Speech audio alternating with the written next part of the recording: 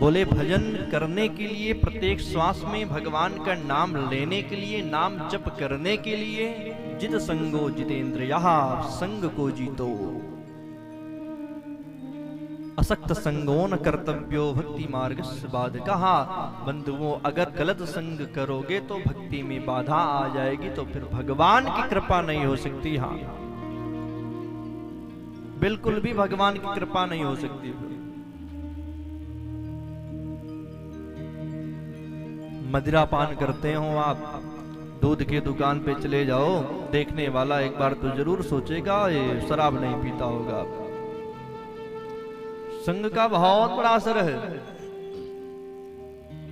और वही शराब के दुकान पे आप चले जाओ, यक्को ढक्कन ना मारते हो तो भी देखने वाला ये कहेगा लगता है जरूर एक ना एक ढक्कन तो लेता ही होगा, पीता होगा शराब। संग का भी बहुत बड़ा प्रभाव है। ऐसे एक सेठ जी महाराज थे, बड़े ध्यान से सुनना। जो सेठ जी थे पहले बेचारे बहुत गरीब थे, वो अपने पुत्रों को पढ़ाया लिखाया, पुत्र विदेश में नौकरी करने लगे, करोड़पति हो गए। पिताजी से कहे पिताजी अब आप यहाँ मत रहा करो, हम सब विदेश में रहते हैं, वहीं पर आप चलो, वहीं पे रहो, सेवा करेंगे। पिताजी ने कहा बेटा जी नाना, भारत में मैं रहा हूं, यहीं मैं जन्मा हूं और यहीं मैं अपने प्राण को त्यागूंगा। संतजन दर्शन कराते हैं। बार बार पुत्र ने याचना करी, नहीं पिताजी आप चलो वहां, कोई दिक्कत नहीं होगा, हम सभी बड़े प्रेम और भाव से सेवा करेंगे। तो पुनः पिताजी ने कहा चलो ठीक है, आप लोग इतना कह ही रहे हो, चलता हूं, लेकिन एक शर्त है मेरा, 10 महीने अगर मैं विदेश में रहूंगा तो 2 महीने में इंडिया में रहूंगा। हाँ हाँ ठीक है, कोई दिक्कत नहीं, चलो। चले गए। समय आया, 2 महीने के लिए भारत आए, और जब भारत आए तो उनका एक नियम था मॉर्निंग वॉक करना। अच्छा देखो, प्रातः काल सभी को उठना चाहिए, हाँ मॉर्निंग वॉक तो करना ही चाहिए, 2-4-10 कदम ही चलो, लेकिन चलना तो जरूर चाहिए। प्रातः काल उठो,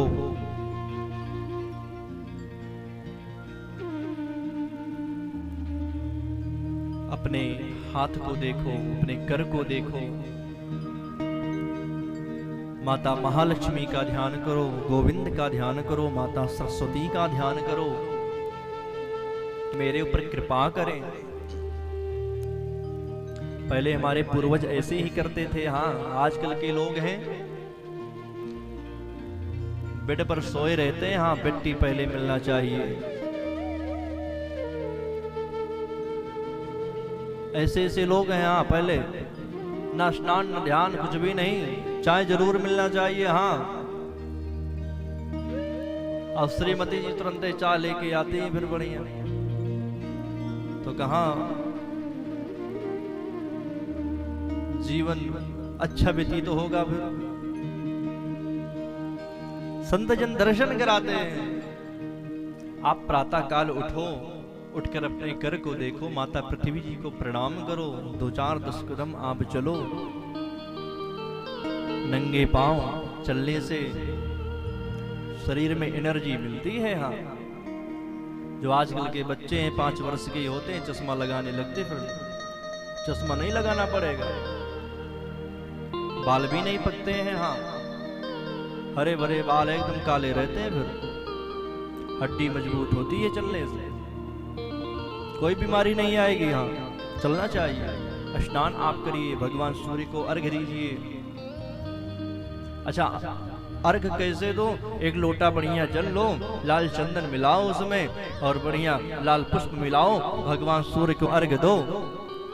क्योंकि नवग्रह के राजा हैं भगवान सूर्य, और शास्त्र में ऐसा लेखन है कि जब प्रधानमंत्री प्रसन्न होता है तो अंतरी मंत्री मुख्यमंत्री संतरी जितने भी छोटे वाले उनके रहेंगे सभी आपसे प्रसन्न रहेंगे। भगवान सूर्य से प्रार्थना करो, कोई भी ग्रह मेरी कुंडली में बाधित बन रहे हो, आप प्रसन्न हो, सभी ग्रह को शांत करें। यह भाव होना चाहिए।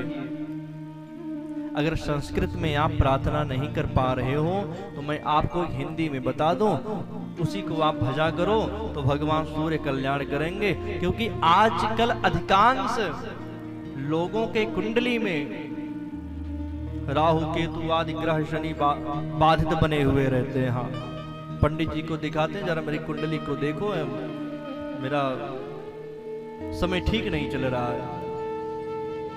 क्यों नहीं ठीक चल रहा है? क्योंकि आप भगवान सूर्य को भजे नहीं हो। राज्यों की प्राप्ति उन्हीं से सभी ग्रह शांत, सभी ग्रह प्रसन्न रहते हैं। हाँ,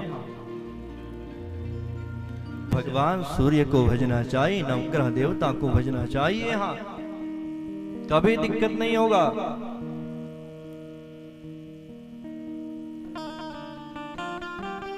मॉर्निंग वॉक तो विशेष करना ही चाहिए। सुबह उठकर पगयात्रा पैदल चलना चाहिए नंगे पांव। और वे शेठ जी महाराज काम था भाई, भ्रमण करने निकले, एक चौराहे पर पहुंचे, जाना था उन्हें दाहिने, निकल गए बाएं। और जैसे निकले पहुंच गए भीलों के नगरी में। जैसे चोरों के नगरी में पहुंचे, बटवृक्ष के ऊपर एक तोता बैठा हुआ था, जोर जोर से चिल्लाने लगा, काटो मारो पीटो लूटो छोरो छोरो, काटो मारो पीटो लूटो छोरो छोरो। और जब यहाँ जोर से याचना करी तो जो भील लोग थे आए। सेठ जी महाराज बढ़िया सिकड़ी पहने थे, अंगूठी पहने थे, घड़ी पहने थे, सब छीन लिया। सेठ जी ने कहा, राम राम राम राम, सब देश सुधर गया, लेकिन ये इंडिया भारत अभी नहीं सुधरा। अब दी फ्लाइट से सेठ जी महाराज की, दूसरे दिन विदेश आना था, चले आए। 10 महीने फिर व्यतीत हुआ। और जब 10 महीने व्यतीत हुआ तो पुनः फिर भ्रमण करने का आदत तो था ही सेठ जी को। निकले फिर। अब जैसे निकले चौराहे पर पहुंचे तो इस बार के ना ना ना ना बिल्कुल भी नहीं, बाएं तो मैं नहीं जाऊंगा, दाहिने जाऊंगा इस बार, क्योंकि मैं गलत चला गया था। भीलों की नगरी में चोरों ने लूट लिया था मुझे। दाहिने चले, संतों के नगरी में पहुंचे। अब जैसे संतों के नगरी में पहुंचते हैं तो वहां पर भी बड़े वृक्ष के ऊपर एक तोता बैठा हुआ था। बड़े प्रेम से कहा, आओ सेठ जी, स्वागतम सुस्वागतम, आओ चाय पियो, जल को ग्रहण करो। संतों के संग में सत्संग को करके ही जाना। स्वागतम स्वागतम सुस्वागतम सुस्वागतम। सेठ जी ने तोता को देखा, कहीं मैं इस तोता को देखा हूं, ऐसा लग रहा है। एक संत जी से पूछा, ये तोता कहीं मैं देखा हूं इसे? संत जी ने कहा, ये बेचारा भीलों के नगरी में रहता था, काटो मारो पीटो लूटो छोरो छोरो की बात करता था। और हम सब भीलों की नगरी से निकल रहे थे, संत मंडली हमारी जा रही थी, तोता को देखा, लेके चले आए। वही तोता है, स्वागतम सुस्वागतम स्वागतम कर रहा है, चाय पीने को कह रहा, राम राम कह रहा है। तो वही संत जन ने कहा, देखो ये है संग का प्रभाव। वही तोता था भीलों की नगरी में, तो काटो मारो पीटो लूटो छोरो की बात करता था, और वही ये संत के नगरी में आ गया तो देखो कितना ये बदल गया। चाय पी लो, स्वागतम सुस्वागतम राम राम करने लगा। ये संग का प्रभाव है। तो कहने का तात्पर्य है, असक्त संगो न कर्तव्यो भक्ति मार्गस्य वादकः। असक्त संग करने से भक्ति में बाधा आ सकती है, इसलिए कभी भी गलत संग नहीं करने चाहिए।